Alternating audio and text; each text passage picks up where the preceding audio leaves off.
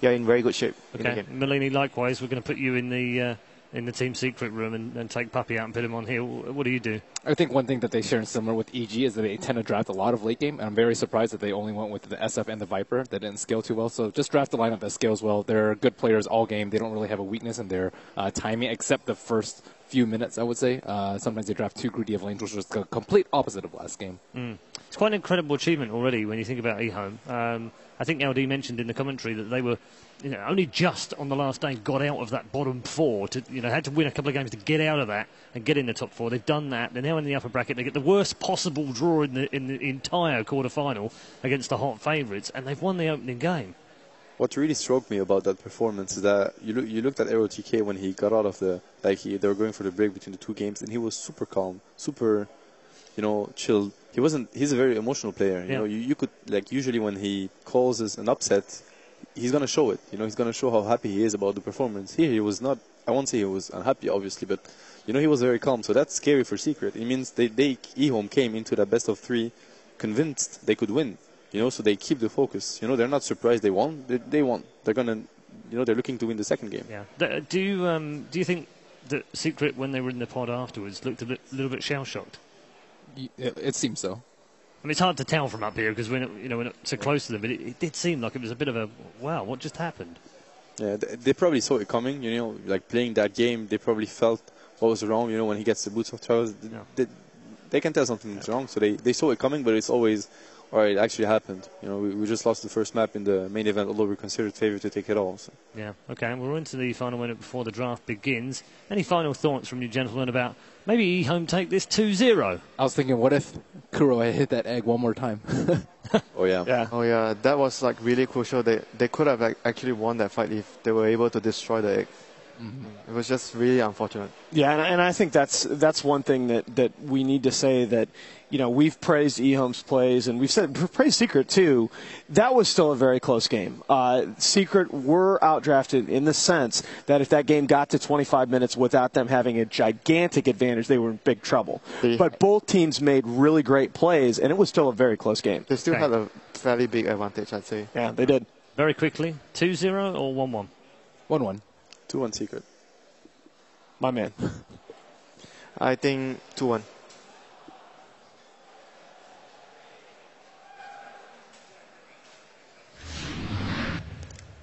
Team Secret versus eHome.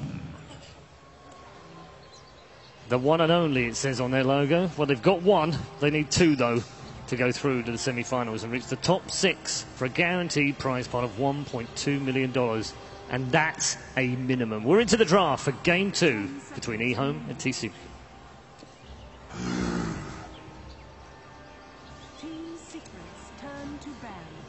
Secret is they're removing the corp once more. I believe they did this as well in the last game. Secret or Radiant and first pick? Both the games, right? The last game they were first pick as well. They opened with the Shadow Fiend. That's that's very unusual. It is, yeah. Yep. But I think between 2/3 and 75% of the games in this patch have been played. So that means eHome prefers Dire because they. Yeah. So now the Winter River ban is very smart, obviously, because they're going to force eHome either to remove the Shadow Fiend and give them something else, so the Gyro or whatever they want to grab, or take the Shadow Fiend themselves. I mean, no, it's not going to happen. They're going to first pick SF and they won't have Winter River, and it was eHome's main answer to it, apparently. I wouldn't be surprised they first pick SF. Yeah. So it was a good play from S4, with the ban pick, mind game. eHome probably have something up their sleeves, if they let it through and they decided to ban the Naga, or maybe they just got caught off guard, which could also happen. Could be a like Jaro plus Dazzle this time out. No. Oh wow. Okay. Team fight again, so they are very team fight centric focus once more with their heroes. That is interesting. It's very early doors here. Yeah, certainly one of the signature heroes of ROTK throughout his career, but not a hero that we see too terribly much of. I really like that Secret went for the same first pick. I think it shows a lot of confidence, and that's definitely what they need. If you're a Secret fan, it's gotta feel good. 10 seconds remaining. So do you think that they will follow up with the same support, Dazzle once more? Yeah. I think it's a good pick. I think another option open to them is like Reserve time. if they don't want a team fight versus eHome, they can also just go back to their Wisp strats and just kind of split around the map. I think a big problem that they had last game was not being able to push out lanes and not scaling well. And with Tiny and Wisp or Wisp +1, I think you eliminate both of those problems with one hero. Wow. Okay. That was quick. Okay, so this is one of the more unusual drafts that you're going to see out of Secret. This will almost certainly be an Arteezy Anti-Mage, and then S4 taking over on the Shadow Fiend. So if Secret wins that game, that means we're going to see later in this tournament some first pick anti-mage, which happened already at TI, but it's not the funniest thing ever because you get an anti-mage in every game. But I mean, it's very risky from them to pick anti-mage that early because now eHome can set up as much as they want. The only weakness eHome has in their draft is that, you know, if you want to like go aggressively and team and pressure him, then you have a Darkseer safe lane, which isn't necessarily the best use you can do of Darkseer. Like, especially on the dire side. Safe lane is pretty good. It's better than Radiant safe lane for sure. Yeah, definitely. You're gonna farm the camps as well, but I don't feel like Darkseer is one of those heroes that's really good at safe laning. No. Now, if you're picking Darkseer, to me, you want him solo against a dual laner, Charlie. Yeah, you want him to pressure a bit.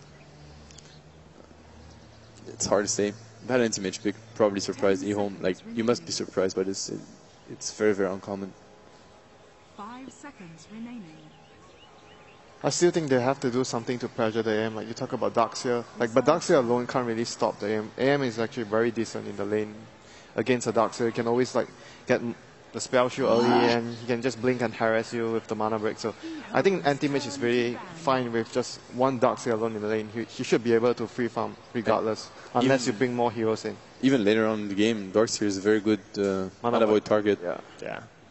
No, and I mean, Arteezy has played anti-mage, it looks like 6 times this year, 7 times this year, and I mean, he's over 750 GPM average on the hero. Just absolutely crazy. And we haven't said it, but those are 2 Arteezy heroes, and they first picked 2 of those, so it's going to be an S for SF, I would assume. I don't think S4 is going to play anti-mage.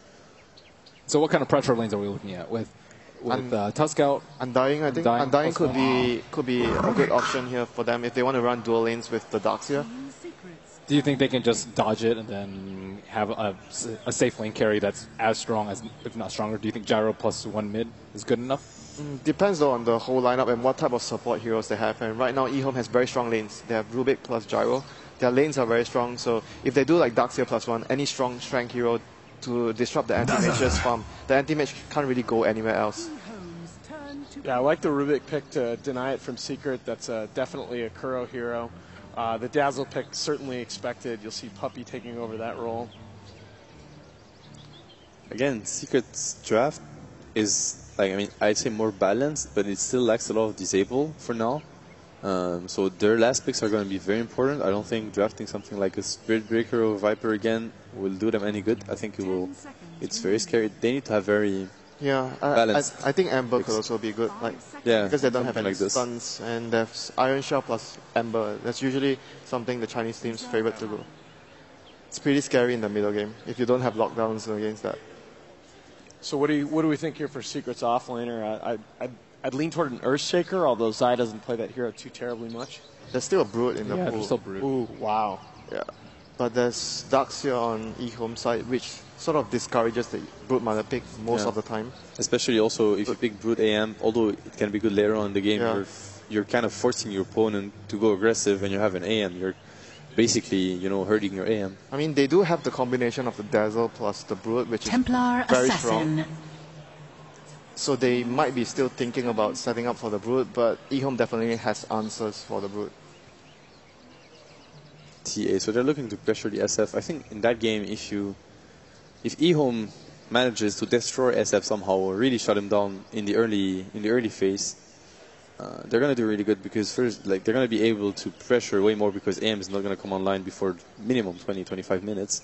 And they don't have to worry about taking the game late.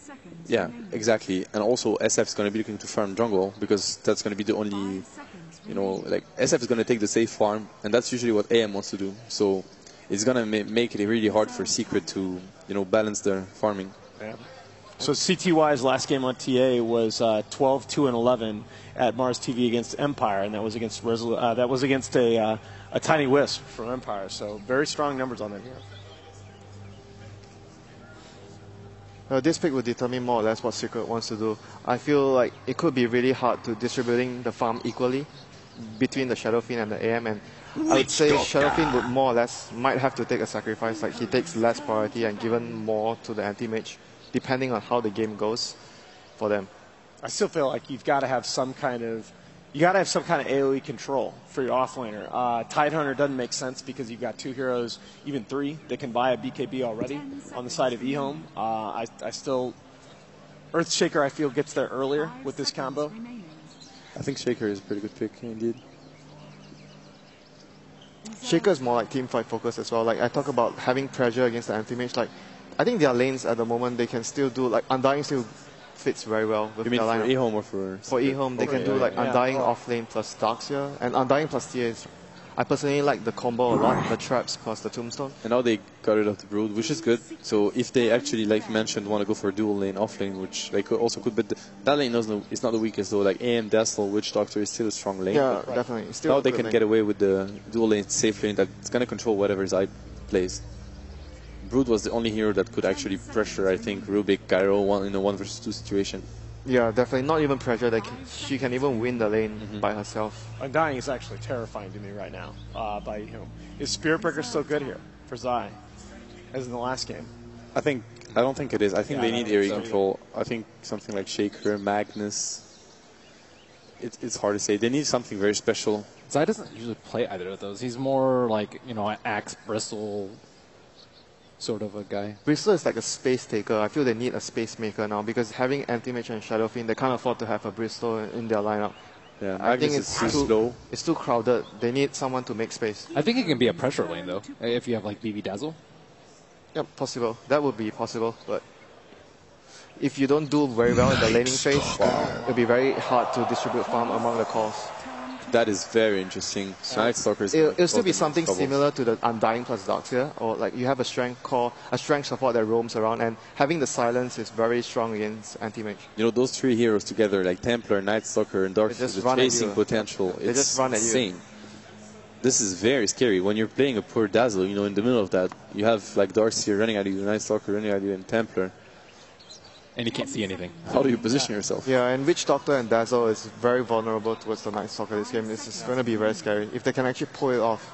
I mean, if they get the 4-position Night Stalker with early eggs, it's just so devastating. I mean, it's not only that, you know. Gyro, the mid-game damage output alone. The Darkseer can go jungle and leave the lane towards the Night Stalker, so they have like some form of synergy as well between the lineup where Night Stalker would have a lane to go to and I have to have say, experience. to me, that is again a flawless draft from RTK. It's very balanced. It makes a lot of sense. There's a lot of synergy. Yeah. It's very good early game, late game. They have strong lanes. The last pick is very difficult here for Secret. It's quite impressive. 5 seconds remaining. They're down to 3 seconds. Goodness gracious. And they used, I mean, that's really what they needed. They needed area control, and they needed a bit of pressure in the lane, but it's not going to be an easy game for Zai's Axe, for sure. Right. Okay, thank you very much. And we are heading into our second game of our second series of the day. The last quarterfinal of the upper bracket. Is it about to come to a premature end for Team Secret? We're about to find out. Let's go back to the commentary team. Ladies and gentlemen, welcome back. We're live here at Key Arena. I'm LD. I'm joined to my right by Blitz. Blitz, a lot we want to talk about here as the draft concludes. eHome, very balanced, very versatile, leading 1-0 against Secret. I do want to follow up on what the analyst talked about, which was that eHome prefers the Dire. That is true, but they not only prefer the Dire, they prefer it over first pick. They actually had selection in this game, and they still go Dire.